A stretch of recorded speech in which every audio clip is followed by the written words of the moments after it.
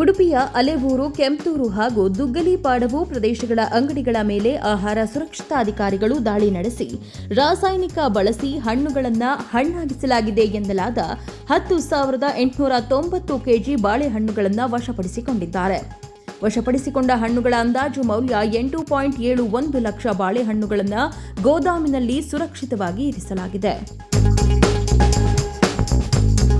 ಸದ್ಭಾವನಾ ದಿನದ ಅಂಗವಾಗಿ ತಮಿಳುನಾಡಿನ ಶ್ರೀ ಪೆರಂಬದೂರಿನ ರಾಜೀವ್ ಗಾಂಧಿ ಸ್ಮಾರಕಕ್ಕೆ ಡಿಸಿಎಂ ಡಿಕೆ ಶಿವಕುಮಾರ್ ಭೇಟಿ ನೀಡಿ ಮಾಜಿ ಪ್ರಧಾನಿ ರಾಜೀವ್ ಗಾಂಧಿ ಅವರಿಗೆ ಗೌರವ ಸಲ್ಲಿಸಿದರು. ರಾಜೀವ್ ಗಾಂಧಿ ಯುವ ನಾಯಕರ ಮೇಲೆ ಇಟ್ಟಿದ್ದ ವಿಶ್ವಾಸವನ್ನ ಸ್ಮರಿಸಿದ ಅವರು ಕರ್ನಾಟಕದೊಂದಿಗೆ ಸ್ಮಾರಕಕ್ಕಿರುವ ವಿಶೇಷ ನಂಟನ್ನ ನೆನಪಿಸಿಕೊಂಡರು. ಆಗಸ್ಟ್ 18ರಂದು ಬೆಂಗಳೂರಿನಿಂದ ಹೊಸೂರು ಕಡೆ ಅಕ್ರಮವಾಗಿ ಹಣ ಸಾಗಿಸಲಾಗುತ್ತಿದೆ ಎಂಬ ಮಾಹಿತಿ ಮೇರೆಗೆ ಎಲೆಕ್ಟ್ರಾನಿಕ್ ಸಿಟಿ ಪೊಲೀಸರು ಕಾರನ್ನು ತಡೆದು ಪರಿಶೀಲಿಸಿದರು. ಕಾರಿನಲ್ಲಿ ಸುಮಾರು 9 ಕೋಟಿ ನಗದು ಪತ್ತೆಯಾಗಿದೆ. ಆದಾಯ ತೆರಿಗೆ ಅಧಿಕಾರಿಗಳು ಇಬ್ಬರನ್ನ ವಶಕ್ಕೆ ಪಡೆದು ತನಿಖೆ ಮುಂದುವರೆಸಿದ್ದಾರೆ. ತಮಿಳುನಾಡಿನ ನಿವಾಸಿಯೊಂದರಲ್ಲಿ 1.3 ಕೋಟಿ ಪತ್ತೆಯಾಗಿದೆ ಎನ್ನಲಾಗಿದೆ. ಕೆಪಿಸಿಸಿ ಅಧ್ಯಕ್ಷ ಬಿಕೆ ಹರಿಪ್ರಸಾದ್ ಪ್ರಧಾನಿ ನರೇಂದ್ರ ಮೋದಿ ಹಾಗೂ ಕೇಂದ್ರ ಗೃಹ ಸಚಿವ ಅಮಿತ್ ಶಾ ಅವರನ್ನು ರಕ್ಷಿಸಲು ಬಿಜೆಪಿ ವಿಧಾನಸಭೆ ಕಲಾಪಕ್ಕೆ ಉದ್ದೇಶಪೂರ್ವಕವಾಗಿ ಅಡ್ಡಿಪಡಿಸುತ್ತಿದೆ ಎಂದು ಆರೋಪಿಸಿದ್ದಾರೆ. ಬಿಜೆಪಿ ಎತ್ತಿರುವ ಎಲ್ಲ ಆರೋಪಗಳ ಕುರಿತು ಚರ್ಚೆಗೆ ಸರ್ಕಾರ ಸಿದ್ಧವಿದೆ. ಆದರೆ ಸಚಿವ ಬಿ ನಾಗೇಂದ್ರ ರಾಜೀನಾಮೆಗೆ ಆಗ್ರಹಿಸಿ ಪ್ರತಿಪಕ್ಷ ಪ್ರತಿಭಟನೆ ನಡೆಸುತ್ತಿದೆ ಎಂದರು.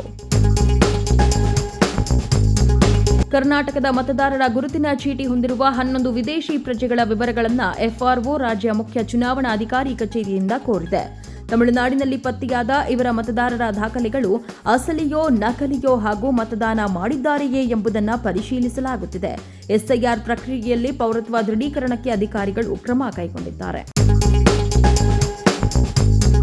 ವಿಶಾಖಪಟ್ಟಣದಲ್ಲಿ ಪ್ರಣಯ್ ತೇಜ ಎಂಬ ವಿದ್ಯಾರ್ಥಿ ಶಿಕ್ಷಕರಿಂದ ಹೊಡೆಯಿಸಿಕೊಳ್ಳುವ ಭಯದಿಂದ ಮೃತಪಟ್ಟಿದ್ದಾನೆ ಎನ್ನಲಾದ ಘಟನೆ ಆತಂಕ ಮೂಡಿಸಿದೆ. ಪ್ರಕರಣದ ಕುರಿತು ಪೋಷಕರು ಹಾಗೂ ಸ್ಥಳೀಯರು ಸಮಗ್ರ ತನಿಖೆ ಮತ್ತು ತಪ್ಪಿತಸ್ಥರ ವಿರುದ್ಧ ಕಠಿಣ ಕ್ರಮಕ್ಕೆ ಆಗ್ರಹಿಸಿದ್ದಾರೆ. ಆದರೆ ಸಾವಿನ ನಿಖರ ಕಾರಣ ಹಾಗೂ ಶಿಕ್ಷಕರ ಮೇಲಿನ ಆರೋಪಗಳು ಅಧಿಕೃತವಾಗಿ ಇನ್ನೂ ದೃಢಪಟ್ಟಿಲ್ಲ. ತೆಲಂಗಾಣದ ಮಹಬೂಬಾದ್ನಲ್ಲಿ ಪಾಲಿಟೆಕ್ನಿಕ್ ಕಾಲೇಜುಗಳನ್ನು ಐಟಿಐ ಹಾಗೂ ತರಬೇತಿ ಕೇಂದ್ರಗಳೊಂದಿಗೆ ವಿಲೀನಗೊಳಿಸುವ ಪ್ರಸ್ತಾವ ವಿರೋಧಿಸಿ ವಿದ್ಯಾರ್ಥಿಗಳು ಪ್ರತಿಭಟನೆ ನಡೆಸಿದರು. ಈ ವೇಳೆ ಪೊಲೀಸ್ ಇನ್ಸ್ಪೆಕ್ಟರ್ ರಘುಪತಿ ರೆಡ್ಡಿ ಇಬ್ಬರು ವಿದ್ಯಾರ್ಥಿಗಳ ಕುತ್ತಿಗೆ ಹಿಡಿದು ಹಿಂದೆ ತಳ್ಳಿದ್ದಾರೆ ಎನ್ನಲಾದ ವಿಡಿಯೋ ವೈರಲ್ ಆಗಿದೆ. ಘಟನೆಯ ತನಿಖೆ ನಡೆಸಿ ಕ್ರಮ ಕೈಗೊಳ್ಳುವಂತೆ ವಿದ್ಯಾರ್ಥಿಗಳು ಆಗ್ರಹಿಸಿದ್ದಾರೆ. ಉತ್ತರ ಪ್ರದೇಶದ ಅಯೋಧ್ಯೆಯಲ್ಲಿ ಪ್ರತಿದಿನ ನಡೆಯುತ್ತಿರುವ ರಾಮಕೋಟ ಪರಿಕ್ರಮೆಗೆ 1 ವರ್ಷ ಪೂರ್ಣಗೊಂಡಿದೆ. ಶುಕ್ರವಾರ ವಿಶೇಷ ವಾರ್ಷಿಕೋತ್ಸವ ಆಚರಣೆ ನಡೆಯಲಿದ್ದು ಸುಮಾರು 2,000 ಸಾಧುಗಳು ಭಾಗವಹಿಸಲಿದ್ದಾರೆ. ಪರಿಕ್ರಮೆ ಸಾಗುವ ಮಾರ್ಗದ ಹಲವು ಸ್ಥಳಗಳಲ್ಲಿ ಸಾಧುಗಳ ಮೇಲೆ ಪುಷ್ಪ ವೃಷ್ಟಿ ಮಾಡುವ ಮೂಲಕ ಸಂಭ್ರಮಾಚರಣೆ ನಡೆಸಲು ಸಿದ್ಧತೆ ಪೂರ್ಣಗೊಂಡಿದೆ. ಉತ್ತರಾಖಂಡದ ಕೀರಾ ಮೇಳದ ವೇಳೆ ಗಂಗನಹಾರ್ನ ವೇಗದ ನೀರಿನಲ್ಲಿ ಮುಳುಗುತ್ತಿದ್ದ 10 ವರ್ಷದ ಜೈರಿನ್ ಬಾಲಕನನ್ನ 40ನೇ ಪಿಎಸಿ ವಿಪತ್ತು ಪರಿಹಾರ ತಂಡದ ಎಸ್ಐ ಇಲಾಖ್ ಮಲ್ಲಿಕ್ ಸಾಹಸದಿಂದ ರಕ್ಷಿಸಿದ್ದಾರೆ. ಬಾಲಕನನ್ನ ಸುರಕ್ಷಿತವಾಗಿ ಕುಟುಂಬಕ್ಕೆ ವಾಪಸಿಸಲಾಯಿತು. ಸಮಯ ಪ್ರಜ್ಞೆಯಿಂದ ಜೀವ ಉಳಿಸಿದ ಪೊಲೀಸರಿಗೆ ಬಾಲಕ ಹಾಗೂ ಕುಟುಂಬಸ್ಥರು ಕೃತಜ್ಞತೆ ಸಲ್ಲಿಸಿದ್ದಾರೆ.